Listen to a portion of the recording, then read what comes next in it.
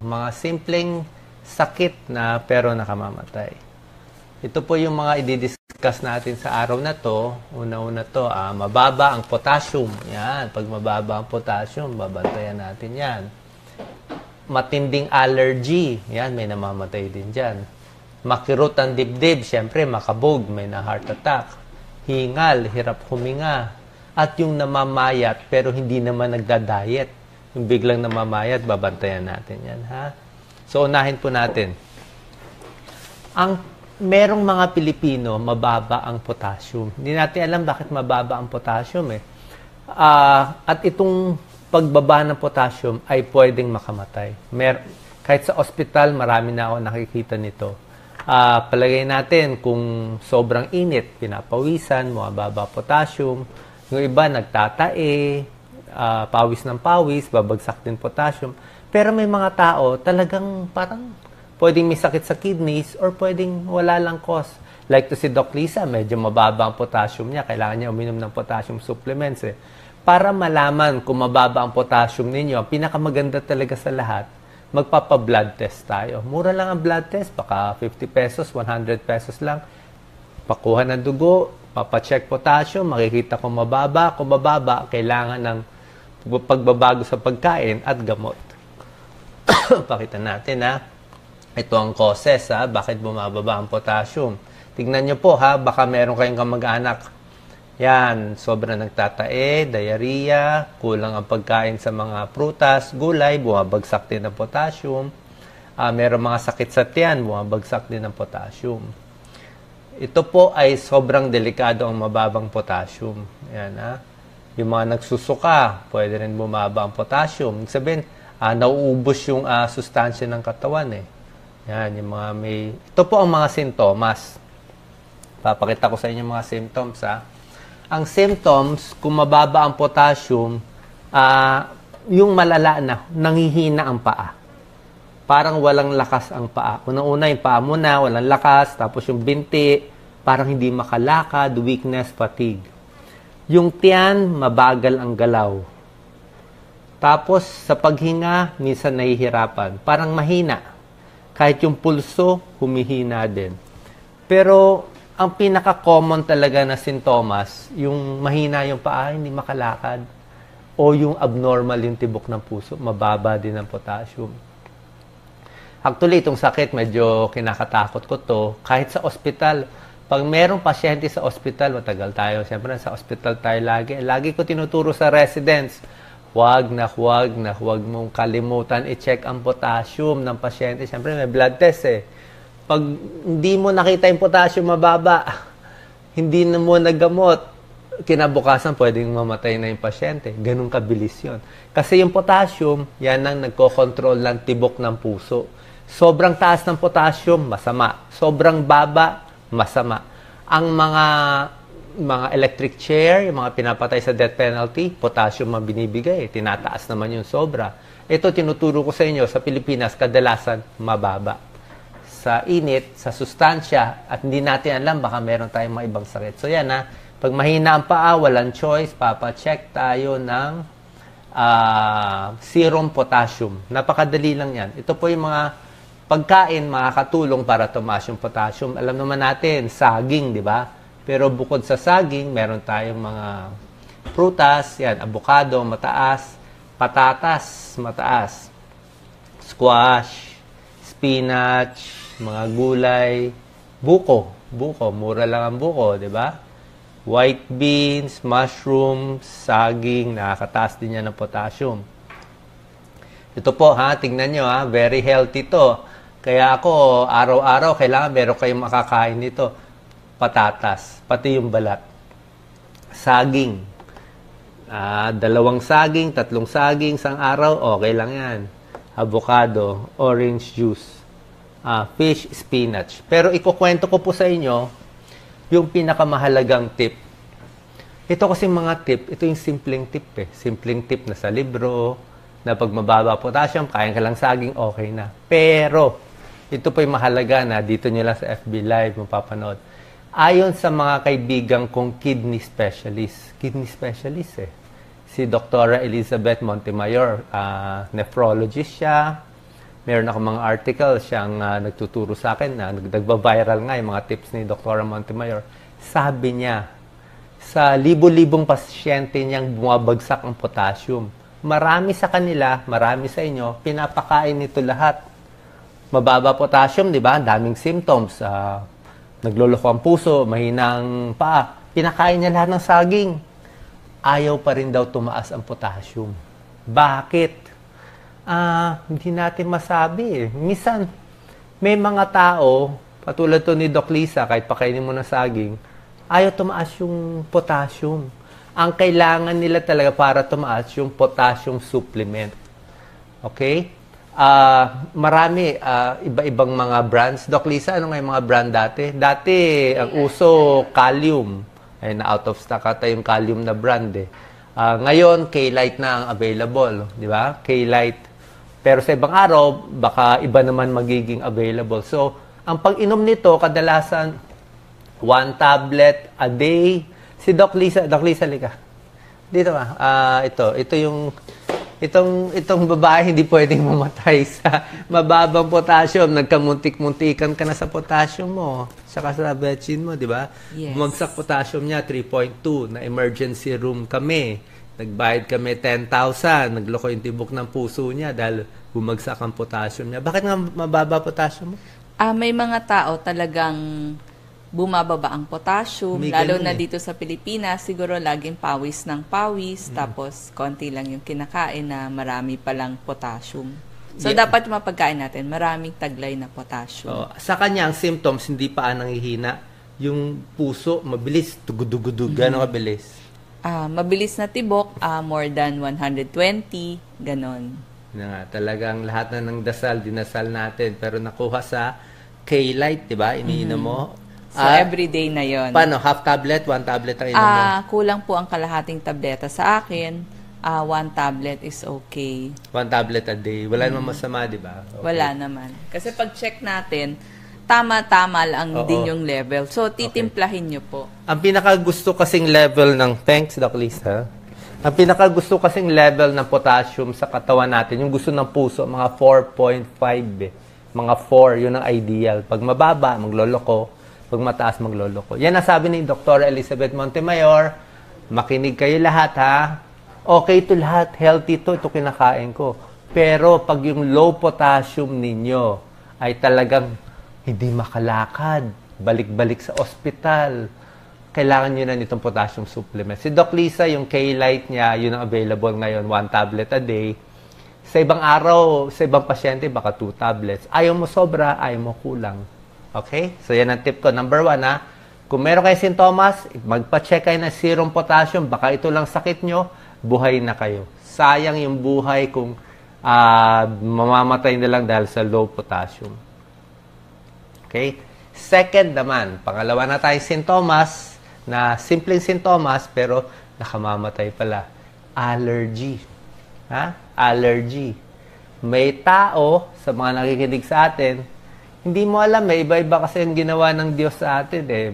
May iba, pwede uminom ng antibiotic, pwede kumain ng manok, seafoods, alimango, hindi mag-allergy. Pero may tao, bigyan mo ng amoxicillin yung ibang tao, ito mamamaga yung mukha. Yung iba, bigyan mo ng cotrimoxazole, talagang magsusugat ang buong katawan. Magsusugat, talagang hindi na gagaling yung mga sugat. Steven Johnson's, may ganon. Kaya, kaming mga doktor, maingat kami sa allergy.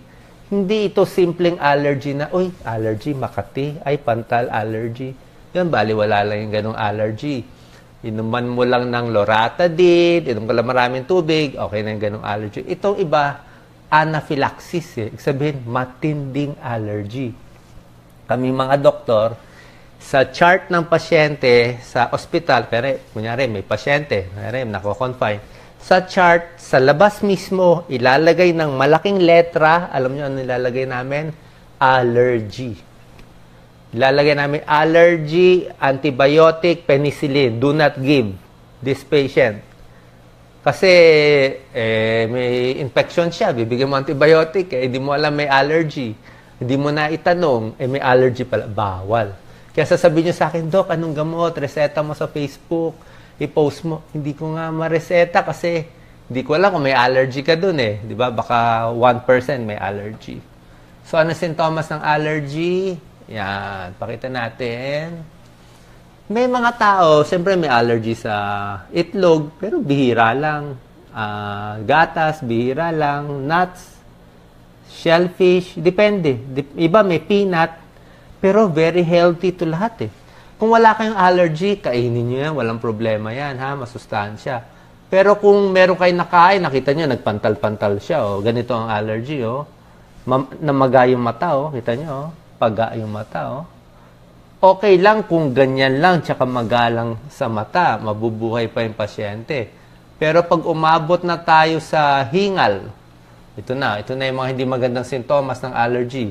Pag umabot na kayo dito sa coughing, inuubo na, humuhuni na, hindi na makahinga, chest pain na, alam nyo naman yung masikip yung paghinga, di ba? Yung masikip, yung may tunog eh. Parang sabi nga nila, parang humihinga ka sa straw eh. Pag hirap na, matindi allergy, dadalhin sa ospital. Merong emergency na binibigay na gamot. Ha? Kaya kung ano man ang allergy ninyo, isipin nyo sa antibiotic, sa gamot, sa pagkain, dapat alam nyo na yan. Bakit kayo nagkaroon yan? Yan ang gawa ng Diyos sa atin eh. Iba-ibang talent. Yung iba sobrang talento, yung iba nabigyan ng allergy. Iba-iba po. Okay? So, pag sa hospital, binibigyan ng epinephrine shots, adrenaline shots. Ha? So, tandaan nyo ha, ang gusto ko, number 1 kanina, potassium nyo, kailangan normal. Ako, so far, normal naman. Si Doc Lisa, alam ko na mababa, kaya babantayan natin yan lagi. Kayo, ipacheck po serum potassium. Next, kung may allergy or wala. Ako, ang allergy ko, Doc Lisa, sa mga sunblock. Pag makapal yung sunblock, namumula ako.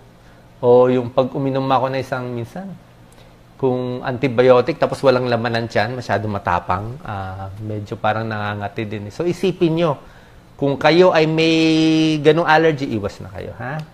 Okay. Ito, pangatlong sintomas, kala mo, simpleng sintomas, pero nakamamatay pala. 4 lang itong ituturo ko. Ito na, number 3. Okay? Ito, masakit sa dibdib. Ito talaga pinaka-common. Number 1 cause of death sa Pilipinas ay heart attack. Sobra kasi common, binabaliwala natin. Sa araw, 250 ang namamatay. Pero mo, 250 na Pilipino or more namamatay bawat araw sa heart attack kumpara sa mga ibang sakit. Bakit mahirap siya gamutin? Eh, yung sintomas niya kakaiba eh. Hindi laging masakit ng dibdib eh. Kita niyo sa babae. Oh. Ito yung common. Yan, masakit ng dibdib, parang may nakadagan. Yan, alam mo, heart attack. Yan. Pero yung iba naman, patusok-tusok lang. Oh, heart attack na rin pala yan. Ito po, tandaan nyo to. Hindi to magandang sintomas. Pinapawisan ng malamig. Tingnan mo yan. Ako nakaramdam na ng ganito eh. Yung mga na heart attack, bago sila ma-heart attack, 1 day before, 1 month before, parang iba yung pakiramdam eh. Parang pinapawisan. Cold and clammy ang tawag namin dyan sa medical term. Malamig ang kamay, basa at parang walang dugo eh. Parang walang dugo. Alam mo anong cause nun? Mahina tibok ng puso. Hindi na bibigyan ng dugo ang buong katawan. Kaya kumukonti ang daloy. Kaya nagbabasa. Although, pag may nervyos kayo, may panic attack, pwede rin naman magkaroon ng ganitong sintomas. Wala naman kayong sakit sa puso. Pero hindi mo masabi. Lalo na ngayon sa Pilipinas. Ito pa, biglang nahihilo. Lightheaded, biglang nahilo lang siya. Pwedeng heart attack na yan. Nasusuka. Nasusuka. Fatigue, biglang napapagod. At ito, hindi makahinga. Yan ang mga symptoms natin ng heart attack. Okay? Ang first aid natin, ngayon siguro ituro ko sa inyo, no? Paano nyo malalaman kung heart attack or ulcer lang? Yan naman ang problema ng lahat sa atin, di ba? Ang dami sa ating may ulcer, di ba? Ang daming may GERD, gastroesophageal reflux. Ang daming mahapdiyang sikmura. Sabi mo, okay lang yan, okay lang. Paano mo malalaman kung gutom ka lang ba o heart attack na at kailangan na dalhin sa ospital? O, tuturo ko sa inyo yung dalawang symptoms, ha?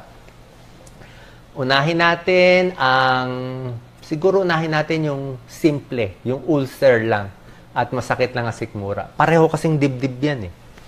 Sa ulcer, syempre, ulcer, mas madali gamutin kumpara sa heart attack. Sa ulcer, ang masakit, banda rito sa may sikmura. Okay? Dito. Sa may buto. Meron tayong buto dito. Pero sa heart attack, ito rin eh. Parehong-pareho din. Parehong lugar. Parehong-parehong lugar. Yung heart attack, hindi talaga sa dibdib sa taas, sa sikmura din. So, parehong lugar, ulcer at heart attack, sinisikmura. Pero sa ulcer, kadalasan, may maasim na lumalabas dito.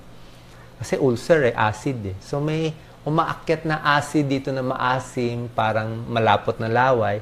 Plus sa ulcer, mula sikmura, aakyat din sa dibdib, aakyat yung acid. Diba? Sa GERD, aakyat din yan. At sa ulcer, at yung mga sakit sa tiyan, kadalasan yung nalilipasan ka kumain, pag gutom na gutom, masakit. Tapos pag kumain, minsan nawawala. Yan ang ulcer. Tsaka yung ulcer, matagal. Pwedeng 1 oras, 2 oras, masakit pa rin. Diba? Ganyan ang sintomas ng ulcer. Pangalawa naman, sa heart attack. Sa heart attack, ang timing malalaman nyo. Ang heart attack, sasakit ito or mahihirapan kayo kapag napagod kayo. Kapag napagod ito. Yan. Tingnan nyo ang puso sa heart attack, ha. Yan. Ang dami na heart attack ngayon, eh. Actually, nakakatakot talaga, eh. Yan, yan, yan ang arteries natin, ha. Hindi to normal. Barado yan. Puro mantika kinain. Puro lechon kinain. Puro crispy pata at fried. Nag-ipon-ipon yung mga mantika at sigarilyo. Nagbabara. Okay? So, yan ang nangyayari sa heart attack. Kailan ito sasakit ang puso? Okay? Sasakit itong puso nyo, sasakit yan kapag napagod ka. Napagod ka. Kasi pag napagod, bibilis eh. Kunwari, umakyat ka ng LRT. Yan. Tapos sasakit ang dibdib. Tapos pag nagpahinga, nawawala yung sakit sa dibdib. Lalakad ulit. Pag naglakad ng malayo, napagod, sasakit na naman ang dibdib. Puso yun. 99% puso na yon. Kung may history kayo na smoking, naninigarilyo kayo, may high blood, may diabetes, medyo above 30, 40 years old, malamang puso na rin yon. Diba? Kasi may risk factor na eh.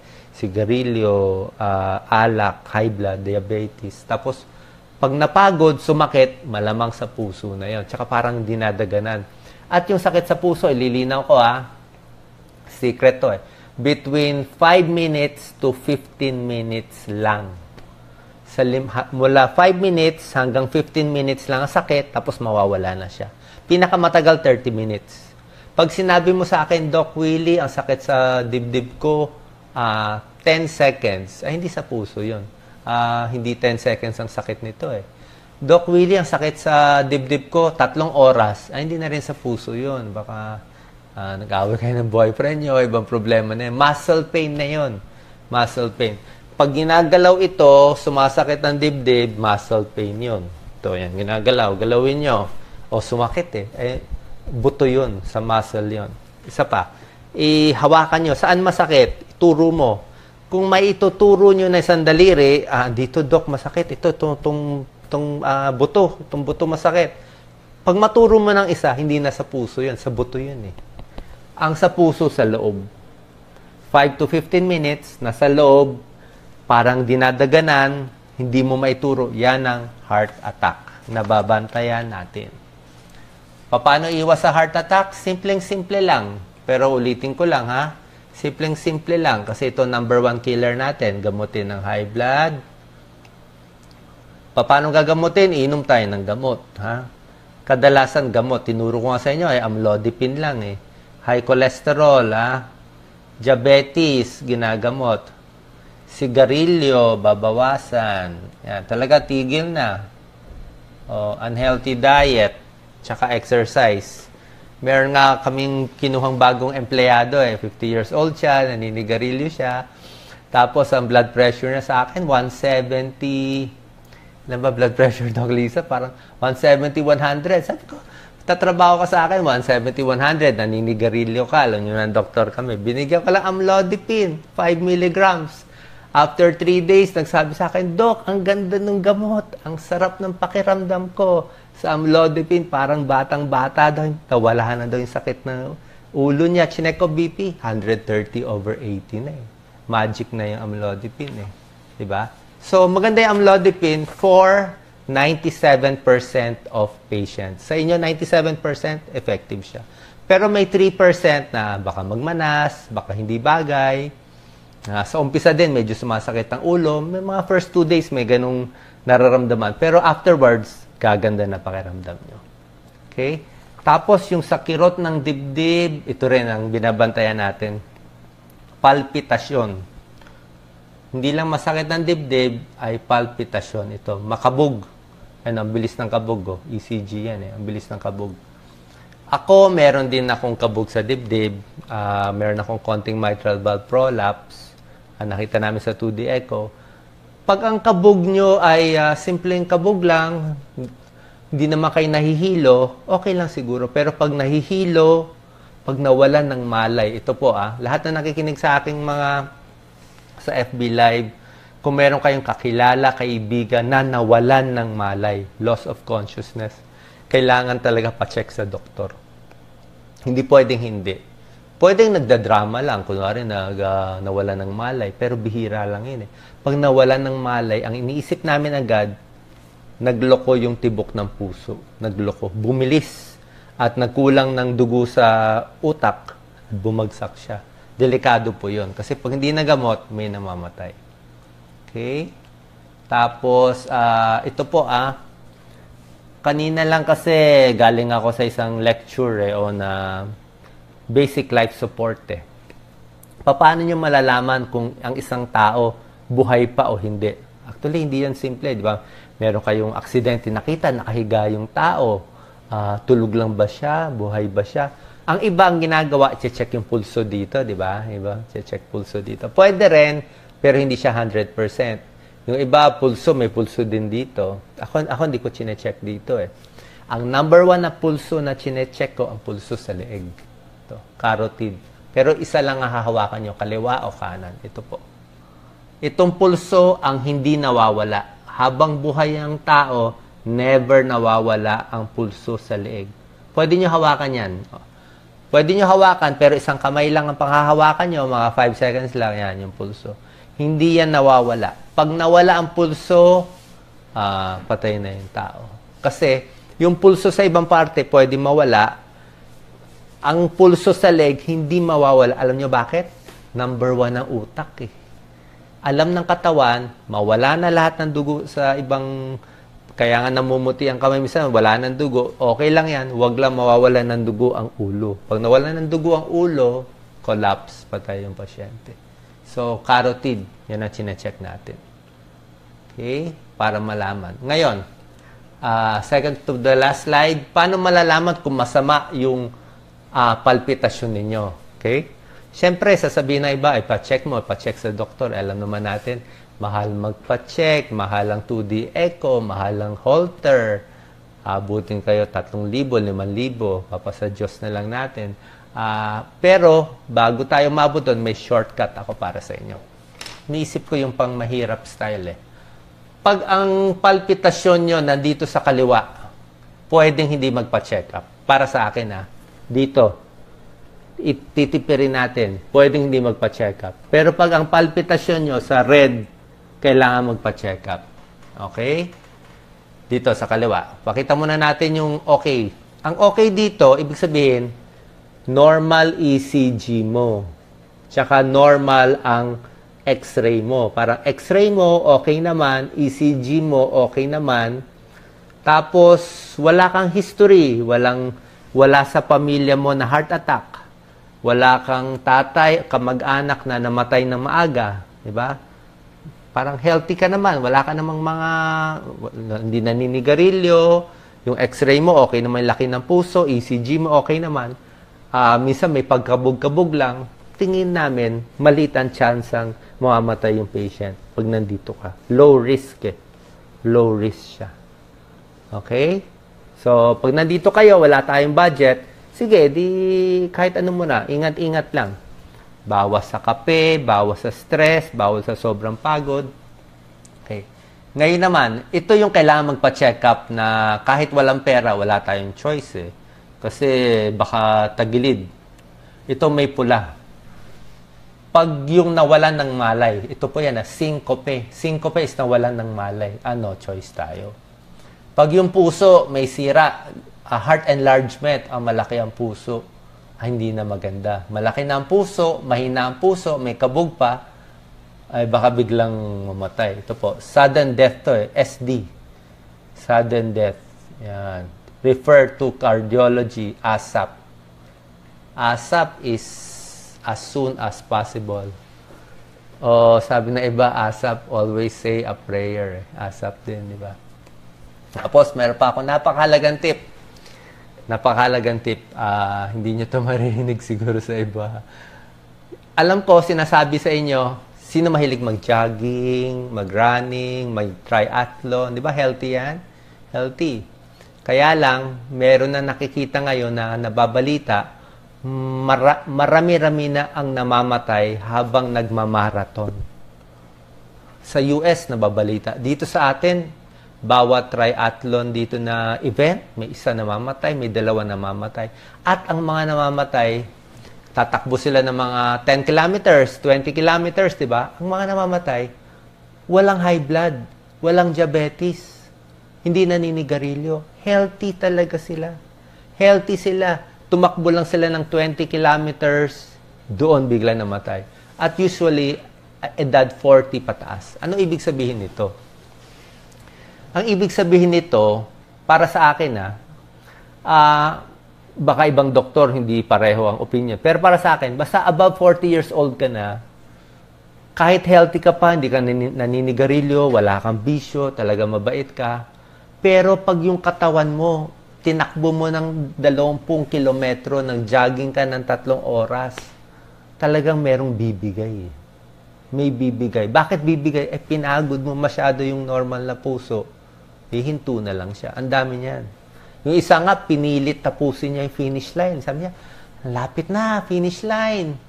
Naabot niya yung finish line. Pag abot ng finish line, namatay naman. Parang kotse. Ang kotse, kaya tumakbo ng 100 kilometers per hour. Pero kung yung kotse, kahit bagong-bago, patakbuhin mo niya ng 160 kilometers per hour. Sobra bilis. Kita mo, kahit bago pa yan, may ilang kotseng bibigay. Kasi sobrang bilis eh. Ha? So, yun lang, common sense lang. So, common sense lang tayo. Pag sobra talagang, paano yung, ang daming nag-i-invite sa akin, Doc, mag-jogging ka, 10 kilometers, 20 kilometers, ang sarap-sarap. Pwede mag-exercise, wag lang sobra. Wag nyo sobrahan, wag nyo pilitin yung katawan ninyo kasi baka bumigay eh. Okay lang mag-exercise sa tamang-tama. At ang last tip ko na lang, na simpleng sintomas pero nakamamatay ay namamayat. Okay? Sasabihin, hi, kamusta ka ngayon? Parang namamayat ka. Dapat ba masaya? Oo nga, pumapayat. Pero sila, namamayat ka. Kaming mga doktor, oras na may makita kaming pasyente o tao na namamayat at hindi nagda-diet. Hindi siya nagda-diet. Biglang namayat siya ng 10 pounds. Lumiit yung mukha. Isa agad iisipin mo. Iisipin namin, baka may cancer. Diba? Kung walang cancer, di mas maganda. Kung hyperthyroid lang siya, maganda. Kung may problema siya, namayat siya, okay lang yon.